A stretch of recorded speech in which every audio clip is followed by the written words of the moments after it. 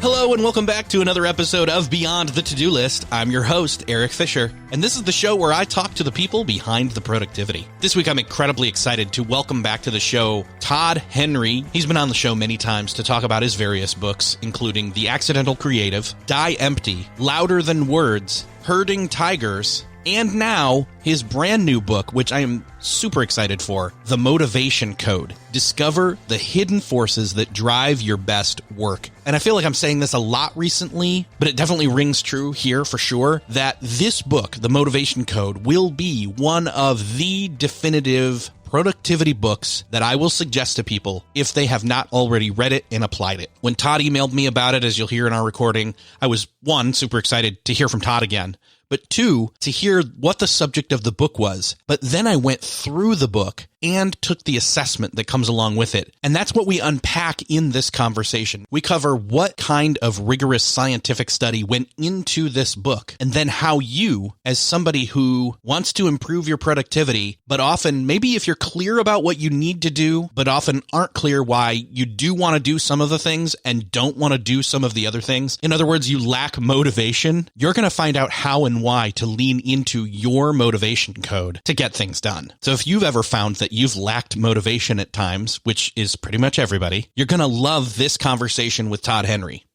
Before we get to that, I want to take 1 second to just ask a favor of you. If you enjoy my show, I would love for you to do me a favor by taking a quick 2-minute survey to help me make this podcast better for you. You can do it real quick. Again, 2 minutes. Go to podcastlistenersurvey.com. That's all you need to do. Just go there. It'll help me help you make this podcast better for you. Again, that URL is podcastlistenersurvey.com. All right. Enjoy this conversation with Todd Henry. Well, this week, it is my privilege to welcome back to the show Todd Henry. Todd, welcome back. Eric, it's great to be here. Thanks for having me. Honestly, I wasn't thinking about you coming out with a new book. Suddenly, I get this email from you. And not only was it great to see, your name pop up in my inbox, because that's always welcome, but the book itself, I don't think we've ever talked about this topic specifically on this show. The book's called The Motivation Code. Discover the hidden forces that drive your best work. I mean, we've talked about overcoming procrastination and things like that, but that's not necessarily what this is. So I guess give me some of the backstory here on why motivation is such a key factor, and how did you come to this place of working on this book? Yeah, of course. Well, so first of all, I just want to be very clear. The reason I write books is so that I can be on your show. I just want to be really clear about that. That's the only reason I go through all the pain and toil of writing books, is so that I can send you that email and say, will you please have me back on?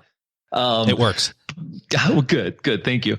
So about 4 years ago, 2016, I got an email from a friend of mine, Rod, he was a 20-year veteran of a management consulting firm, a big management consulting firm, internationally recognized. And he said, hey, I want you to take this motivation assessment that I've been working on. And, I don't know about you, but I am very skeptical whenever I come across an assessment. I don't need another set of letters to attach to my name. I'm an INTP, or here's my Enneagram type. Like, we've got so many of those things out there right now that, I was really skeptical. So kind of with, eyes clearly rolling as I was doing it, I took this thing called the Motivation Code assessment, and I got my results back. And frankly, Eric, I was completely blown away. In front of me was an explanation of why I'd made every high profile decision I've ever made, why I've succeeded in some roles and I've failed in others, why sometimes my life is, really exciting and sometimes why it's like drudgery, why I can do some things with, I'll stay up like 4 nights in a row until midnight to get something done. But then you ask me to file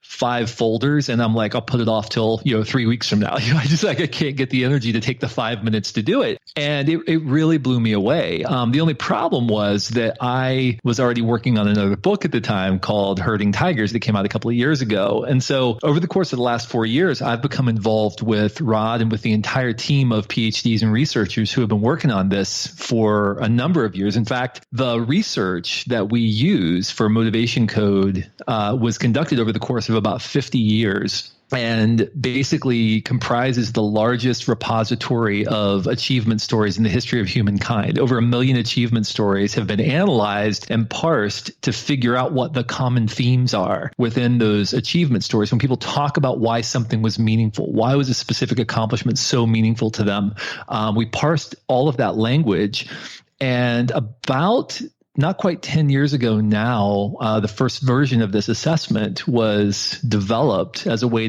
to begin to help people identify those themes that really drive them. And so I was fortunate to be brought in several years ago. And the thing that I learned about motivation, Eric, is that, we tend to think about motivation in very broad terms. So we tend to use we could call them blunt instruments to try to motivate ourselves or motivate others. We'll use things like pay raises. Like if you're a manager, use pay raises or words of encouragement or flexibility, things like that. And that's fine. But those types of motivation don't necessarily have a lasting effect. Eventually, everyone kind of returns to the mean over time. But if we understand what uniquely drives each individual, and we understand what uniquely drives us as individuals, those unique themes that really drive deep engagement, productivity, enthusiasm for our work, we can begin to bring more of that to what we do, regardless of what our tasks are. And it increases engagement, increases our sense of productivity and satisfaction with life and with work.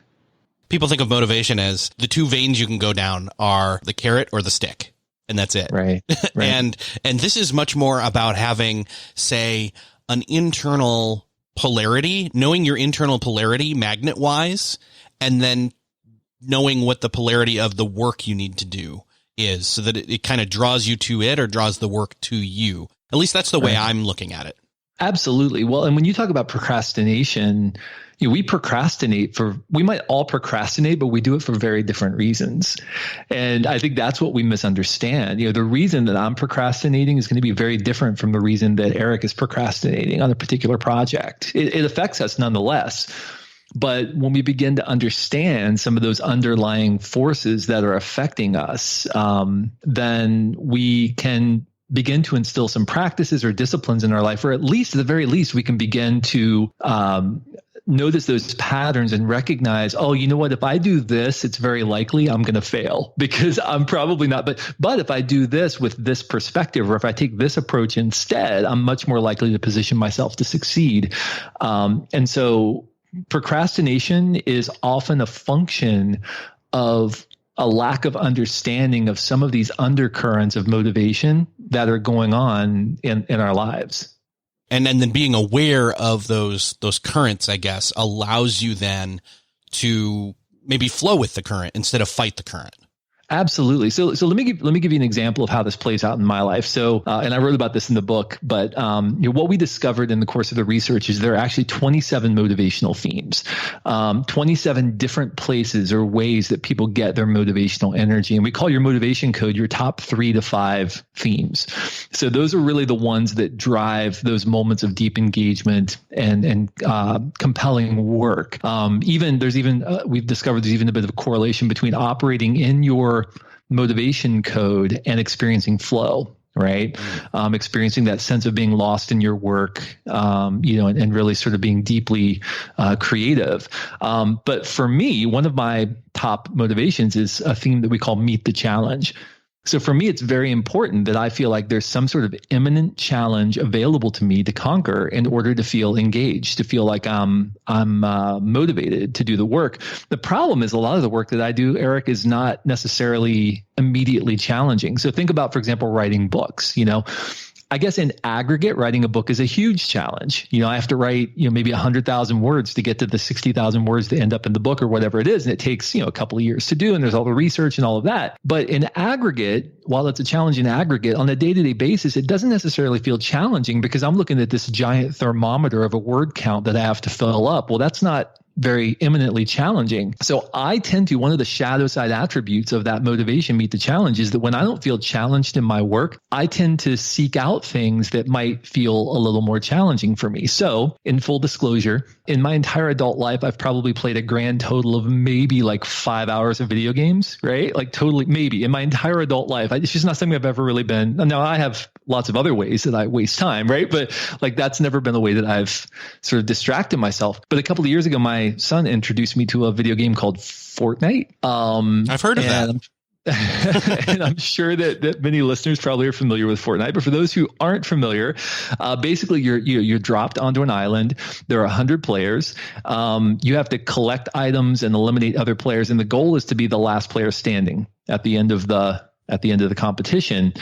Each game takes about 20 minutes, and it's like very discreet. It's on an island, whatever. So I'll just say that this game, Fortnite, is like narcotics for somebody who's driven to meet the challenge, because it's discreet. It's the goals are clear. It's challenging, but it's just random enough because of what other players do that it's different every time, right? So one of the things that, I have noticed is that I have to be careful not to get pulled into little things like that I will do to distract myself as a way of meeting the challenge when my work doesn't feel challenging. Now, for somebody else, maybe somebody else is driven to collaborate, right? That's one of their top motivational themes.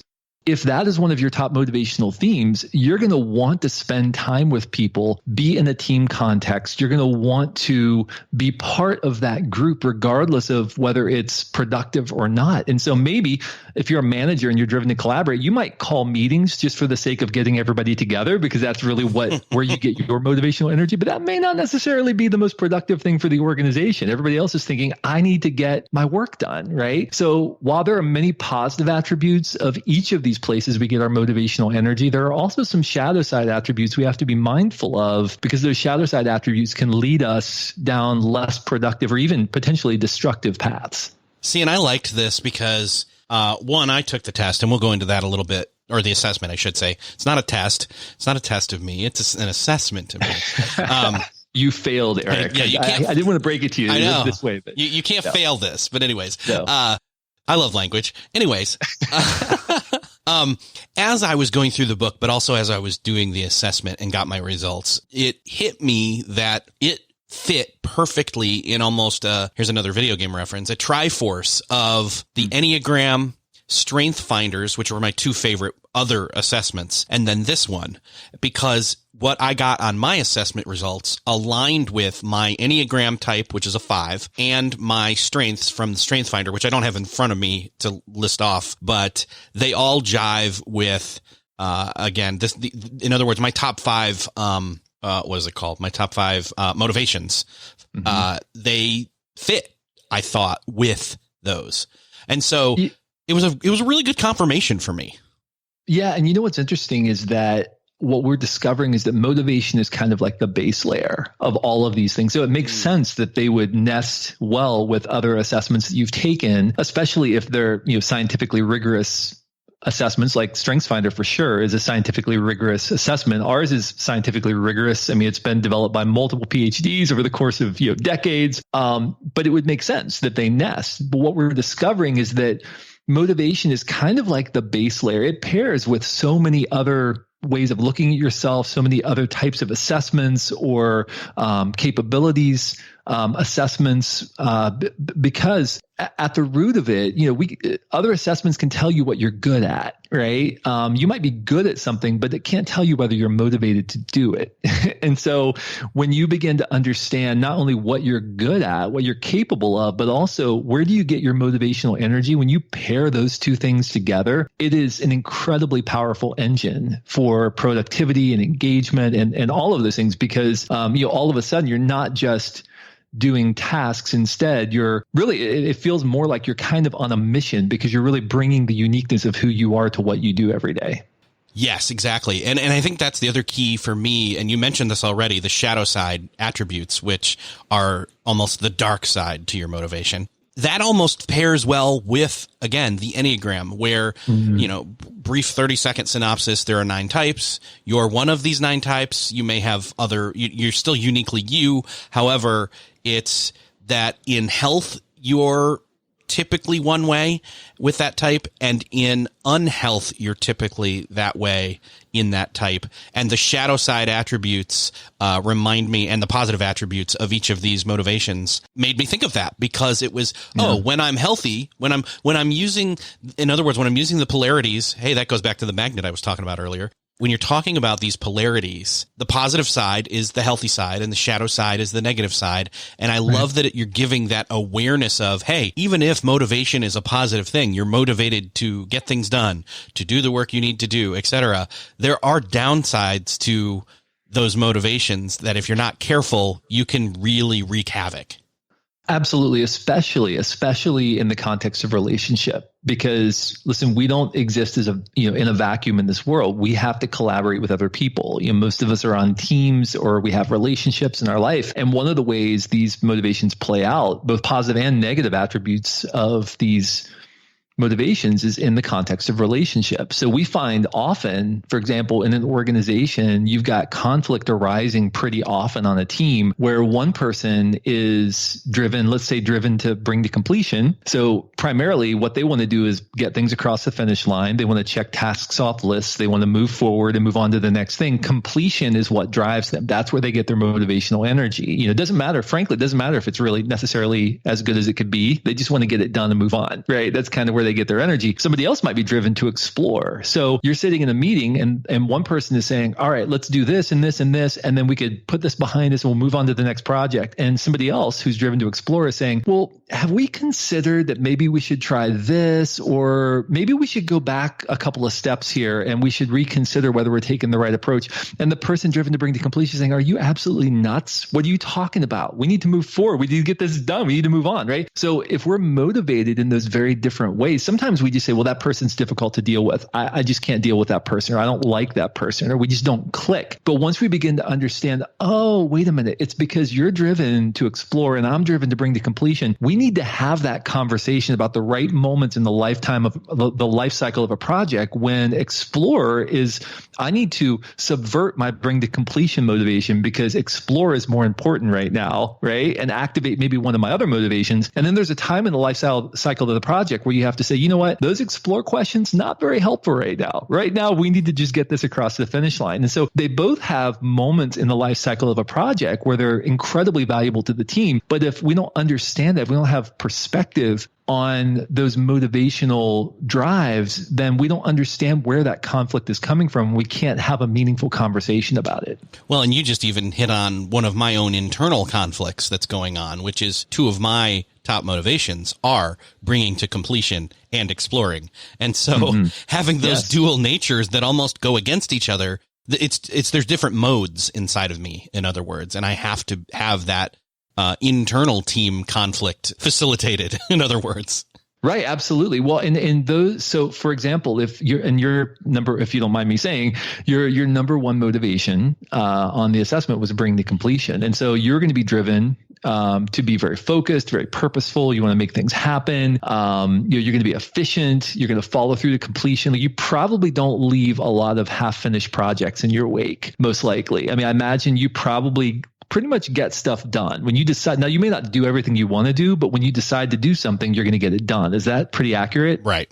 The downside of that is you struggle maybe sometimes to relax until something is done, or if something comes up that takes you off course, you're going to be a little bit frustrated by that. Or, if you're just pushing forward, maybe sometimes you don't necessarily pay attention to all the details because you're just trying to get it done, and sometimes that can lead to oversight of, important details. Now, there's nothing wrong with any of that. It's just that, you're getting your energy from moving things forward. And so those other things just take more of a back seat. Whereas somebody who's driven to establish, they have to get everything right as they go. And they won't move forward until they know everything is right. Everything's the way it's supposed to be. And then they'll take like 2 steps forward, and then they'll make sure everything is right. Then they'll take 2 steps forward, and that's kind of the way that they tend to move through the process. So when you say that you have that internal conflict of, you love to explore and at the same time you want to bring things to completion, it's good that you recognize that is a potential internal polarity that you have to wrestle with as you go about your work. Because sometimes, that drive to explore probably feels really annoying to the bring to completion motivation, which is like, but we got to get things done. We got to get things done. But internally, you still have that motivational drive to like ask questions, and maybe you just need to give yourself permission and plan and say, hey, hold on, I am going to plan 3 hours to just ask questions and explore and strategize. And I'm not going to try to get anything done during that time because I want to feed that energy, right? That motivational energy, that drive to explore. But then I recognize that at the end of that, I'm going to just like kick into gear and I'm going to get a bunch of stuff done. But recognizing that will keep you from feeling guilty when you're exploring, but also keep you from feeling bad about yourself when you're just getting things done, but you're not scratching that itch to ask questions and explore. That's so dead on in terms of what I've been thinking. And even, prior to taking this assessment, where I've had to kind of go to is there's certain regimented time of the day, which is plow through, get the things done, check the things off the list, but also have other times of day and even one day a week where there's a more open kind of chunk of the day where it's free flowing. I don't have to worry about routines, even though that's kind of a routine in and of itself, but I'm allowing myself to have, freedom within a structure to just go exploring. Yeah. So, yeah. And that's important, right? That's going to be important for you. If I were sitting down with you right now, walking through your results with you, which I've done with many people, that's exactly what I would advise you. So it sounds like you've already figured that out. You're moving down that path, but you need to make sure that these motivational drives are being met in some way.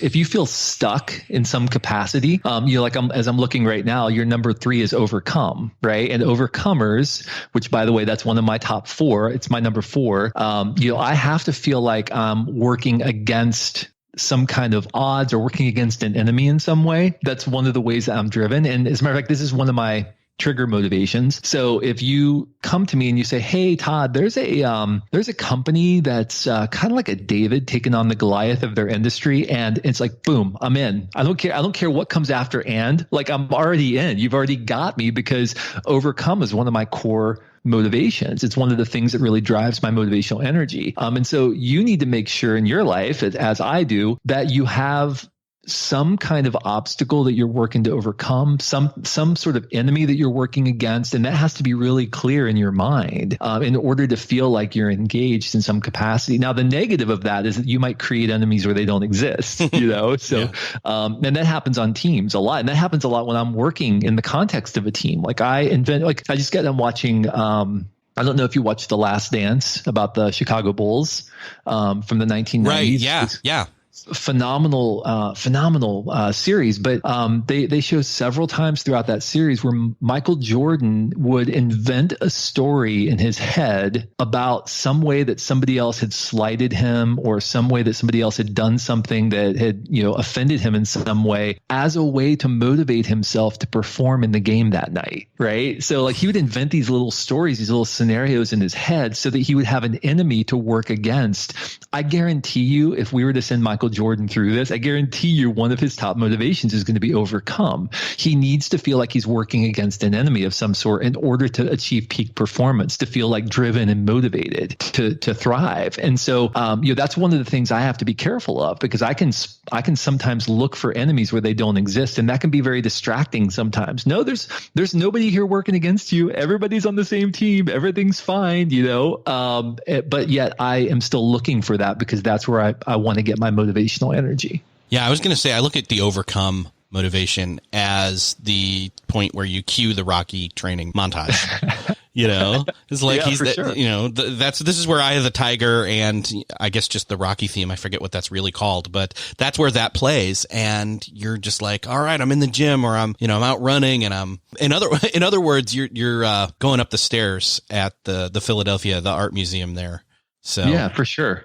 Yeah, if you cry during, which guys don't admit that, right? But like the movie Rudy, right? Sorry, this is my second sports reference. I'm not like a sports guy, right? But like the movie Rudy, about Rudy Rudiger for Notre Dame. Like every time I watch that movie, it moves me emotionally because here's this like tiny little guy who wants to play for Notre Dame and nobody believes in him. And somehow he manages to make the team and does this amazing thing.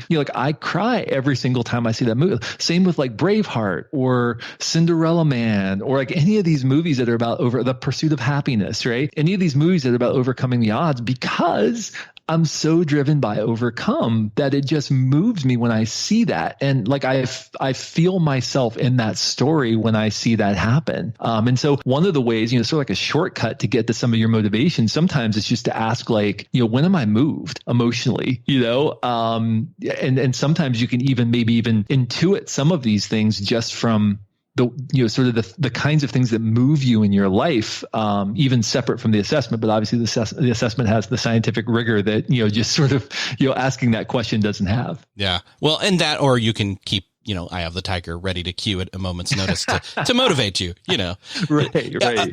Again, I would say not just the song and its motivational properties that are inherent in the song, but the story of what you're overcoming, whatever your current story is, right? Like it's having that narrative, kind of like having a healthy version of what you were talking about with Michael Jordan. Yeah. So in the way that he would create a narrative around, somebody had slighted him and all that, like, when sometimes you have a dream and then you wake up and then you imagine that person really wronged you. Like my wife has done many times with me. It's just like she wakes up and it's like, I woke up and you did this to me in your dream. And I'm like, I didn't do it. She's still mad at you. So it's still real. Like avoiding that whole scenario, in other words, and creating a positive overcoming narrative scenario for you, then play the song. Anyway. Yeah, exactly. Well, exactly. And that's the thing. Like again, every single one of these 27 motivational themes has positive attributes and they have potential shadow side attributes. And so we have to be mindful of that there are positives and shadow side attributes to each of these. So the positive, and by the way, all of them are good. And that's the thing too. Like I've sent so many people through this and they were maybe even disappointed at what came back because they wanted it to be something else. And maybe you've had that same experience with other types of assessments or, it's like, no. Every one of these 27 motivations is good. It's positive. It's the way that you're wired and that's fine. And it's going to give you some insight into how you can be more effective at doing the things that matter to you, but ignoring it and wishing it was something else isn't going to help you. So there are positive attributes to all of these. And by the way, there are people at the top of every industry, every kind of role who are motivated by any one of these 27 motivations. It's about where you get your motivational energy. I think that's, again, one of the things that I like about this assessment, like the other two I mentioned, that have this light and dark side to them, the positive and negative polarity, because it's not about being okay with what you get. It's about owning that is truly you and that there are positive and negative aspects to it. And you don't have to display the negative. You can lean in on the positive, but it's good to be aware of the negative for self-awareness sake. Right. Absolutely. And frankly, once you begin to understand what these motivational themes are that drive you, you can seek ways to activate them in your life. So I mentioned earlier, the fact that book writing isn't necessarily scratching my meet the challenge motivation because it's such a long arc project. I'm not motivated by a 2-year challenge. I want a challenge today. So, the way I challenge myself, Eric, is I say, I'm going to write 500 words before 9:30 today. And that's going to be how I challenge myself with this book is every day before 9:30, I'm going to write 500 words. And they might be terrible, but that's okay because I met the challenge for the day. We can find ways of activating our motivation once we understand, like filing, for example. I mentioned that as an example earlier. Okay, well, today before 10 o'clock, I'm going to file 100 file folders or whatever it is, Yep. I really don't have that many file folders laying around my office, but if I did, that would be really strange. But we can figure out ways to activate our motivation in our day-to-day life. So, for example, bring to completion, Eric, at the end of the day, a really good thing for you to think about as a way to kind of root yourself in the good that you are doing and also to reconnect with your motivational energy is to ask yourself, what did I complete today? Is there anything that's hanging over my head right now that I've not completed that's bothering me? Because again, that's one of the shadow side attributes is you're annoyed when you haven't completed something and you can't really rest until something is completed. So if you have a plan for when you're going to complete that will completely nullify that that unrest or that lack of ability to really settle into being with your family or whatever. As long as you have a plan for completing it, usually you're going to be okay. So at the end of the day, just sort of doing an assessment of what's still in process. What did I complete today as a way to sort of check those things off and move on and feel good about your work. But also, what's my plan for completing the rest of it? That can go a long way toward creating a sense of calm and rest in your life. Oh, that's so true because especially in knowledge work where we're not tangibly doing something each day. We don't have those file folders that you can put away. And then once they're put away visibly, tangibly in your office, it's all digital files. It's all, you moved them internally. You sent them through the interwebs or received them, but that doesn't really say like in a tangible in my hand way, in the way that it used to mean that something was accomplished. A hard day's work, in other words, is now digitally pushing things. And so this is a huge thing for me and a huge thing for people working not just in digital office spaces, but at home as well when things are kind of in a flurry of activity like that. Absolutely. And, more and more of us are in roles where we are process workers, right? Like we're part of a small part of a much bigger machine that's working. It's just that our work is being done with our mind. And so it's really difficult, especially again, I'll go back to your bring to completion motivation. And I know we're really sort of harping on this one, but that's kind of the example we have in front of us. It's really difficult for people who are just basically adding one piece to a much larger puzzle that a lot of people are completing to really feel like they've check something off or they've really made some kind of progress when they're just doing incremental work over the course of a couple of years. So I've had a conversation at an architectural firm, and I was asking them, what is, as architects or as engineers or as people who are working on these projects, it might take like 5 years to complete, because these are huge projects they're working on. What's one of the biggest struggles? And they say it's the fact that I'm just focused on like one little piece of a really huge thing, and it's really hard to see the impact I'm having on the bigger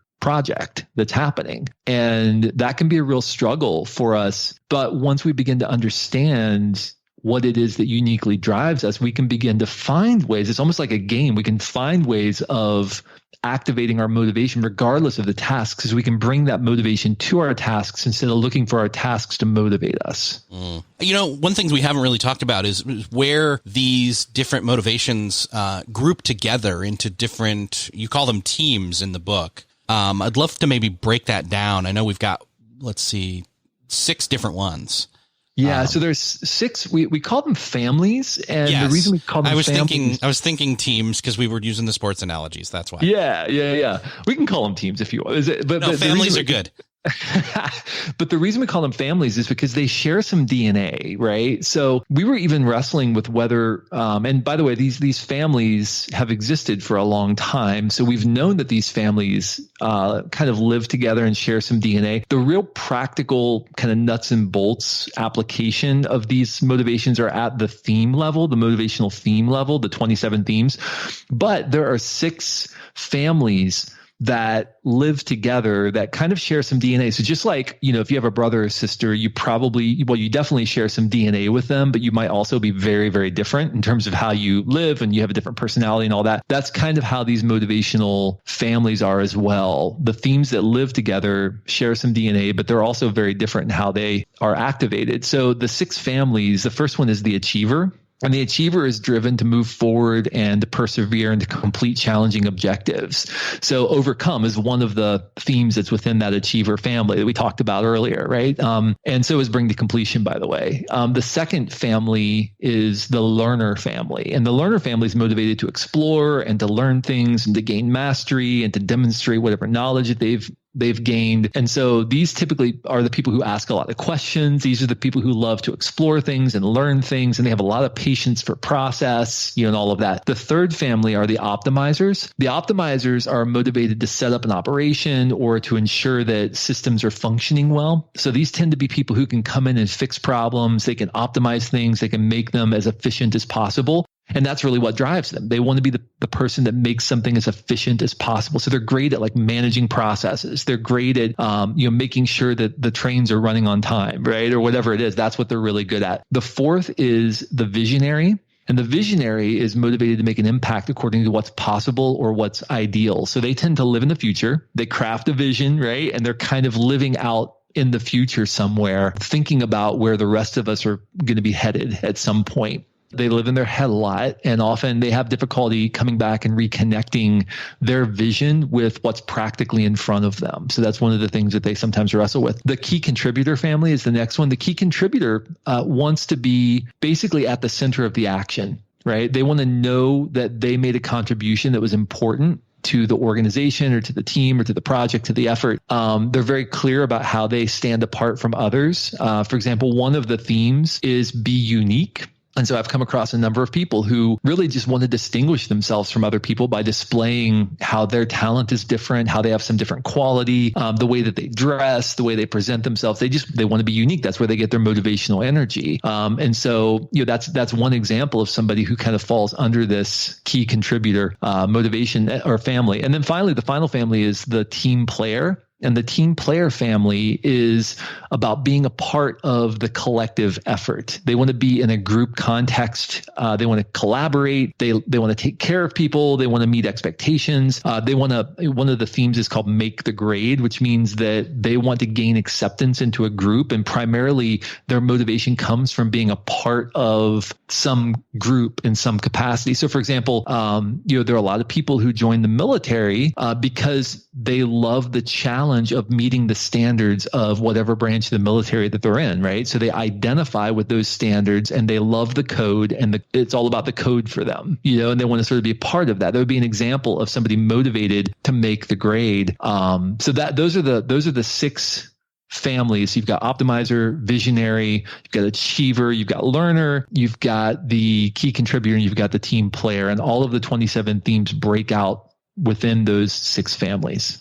And so then to give another example, since we've kind of been referring back to the assessment that I took, and your miles may vary based on what your assessment brings to you, but I have found that my 5 motivations split out in between 3 different families. Right. So let's see here. It's achiever with bring to completion and overcome. Mm-hmm. And then learner, which is where explore and comprehend and express are. Yes. And then optimizer, which is where make it work is found. Right. Which is not uncommon, by the way. So that's why we say the real rubber meets the road. Practical insight is at the theme level, not at the family level, because there are enough differences between the motivations and how they play out day to day. You can't just say, oh, I'm a visionary. Oh, I'm an achiever. Now, every so often we will come across someone whose top 5 happen to all be in the same family. And that's a very, very rare thing when that happens. But it's like, yeah, you're kind of pretty much a visionary. Like we could kind of pretty much say that. You look just like your father kind of thing, right? Yeah. To put it back into DNA terms. But that's very, very rare that happens. And then also you kind of also have to look at where those motivations score in relation to each other on the 10-point scale, right? So bring to completion was like, if you don't mind me saying this publicly, but it was a 10 for you. Pretty unusual that basically that far and away was unquestionably your strongest motivation is bring to completion, followed by comprehend and express and overcome, which are pretty close to each other. But then you start to drop off a little bit, like with make it work and explore. So, and then some of the others. So, really without a doubt, those top couple or 3 are the ones where you're getting most of your motivational energy, which is bring to completion, comprehend and express and overcome. So if you're trying to sell Eric something, I'm giving you a clue about how to, if you want to be on this podcast, right? Wow. Like I'm giving you a clue about how to pitch him. Actually, that's a very good point. Some of those that come in with that expectation of, hey, this is what bringing it to completion would look like in, pitch related wise, and even showing that they comprehend and can express that is actually a really good. And again, all that given that it also the topic applies to the show. You have cracked that nut, my friend. I cannot believe that you gave that secret away, but it is definitely true. So the other thing that I can notice then is that my optimizing or my make it work, as well as my learner, or at least the exploring side of the learner, are lower point wise. And I think I talked earlier about this. Oh no, there's this wrestling between the bring to completion and the exploring. It's not really a fair fight. Explore is less of a motivator for me, but it's there almost like a monkey on my back that I have to appease occasionally enough that it then goes away.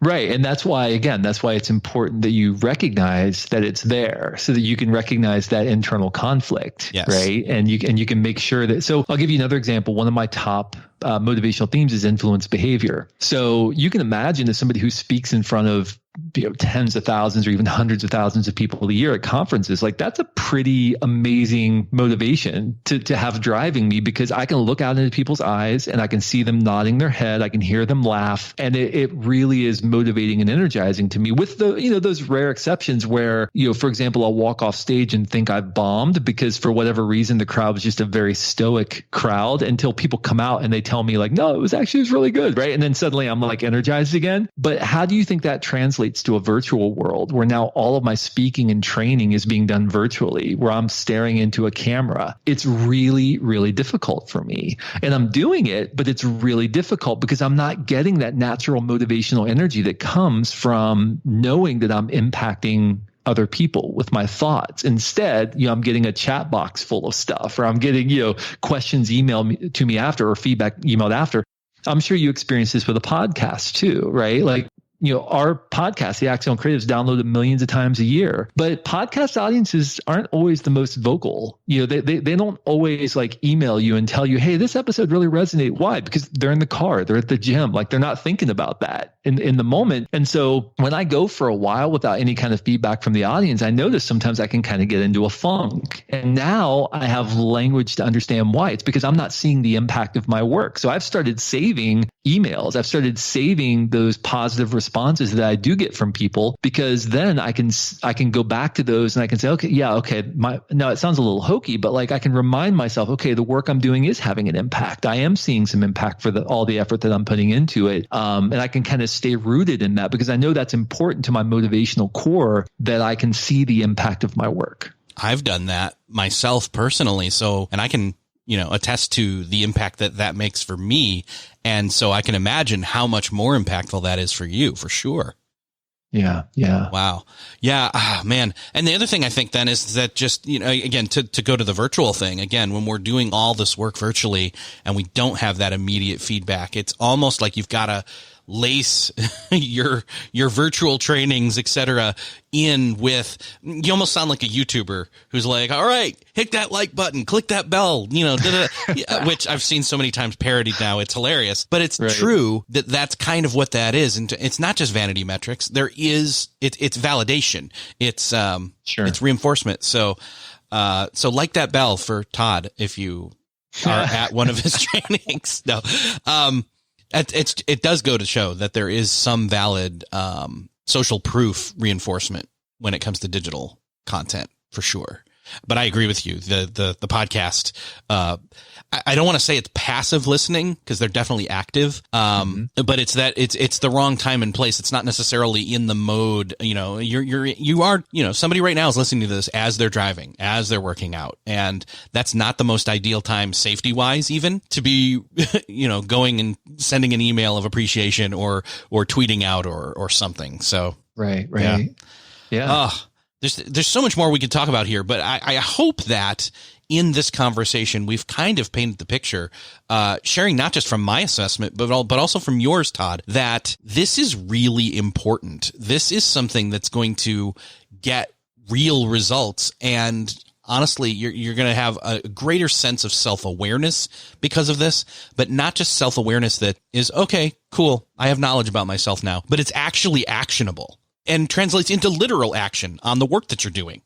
I love this. So yeah, and the thing to remember is motivation isn't a nice to have, right? Motivation is the base layer of all of your productivity engagement in your life. So once you begin to understand these motivational themes and how they're playing out in your life, it will begin to explain. You will have an explanation and understanding of maybe why you continue to fall into some of the same unproductive habits over and over, or why certain kinds of work just really resonated with you, but you never really had language to describe it. I mean, it will completely change the way that you see your day to day, all of your responsibilities, and then how you structure your day so that you're really putting yourself in the sweet spot of maximum effectiveness and engagement on a daily basis. Yeah, man. Well, the book, as we're recording this, hasn't come out just yet, but it will be by the time you're listening to this. So I would love to direct people to where it's most beneficial to either find out more or go grab it. Todd, where can people grab the book?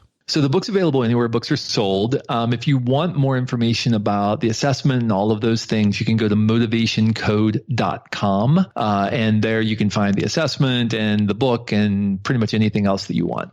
Perfect. I honestly highly endorse this book. I mean, not literally. I'm not in the book endorsements, but I would be if I was asked. But I will. This is, I mean, to be quite honest, again, there's a handful of books. There's about 5 of them, and this is now moved into the 5. I'm not going to say which one it bumped because I don't know really, but it's not like I hold that list like right here in front of me and I literally cross it off. But this is in there now as far as somebody's looking for the next book for them productivity wise. This is it. Go grab it. I appreciate that. Thank you so much.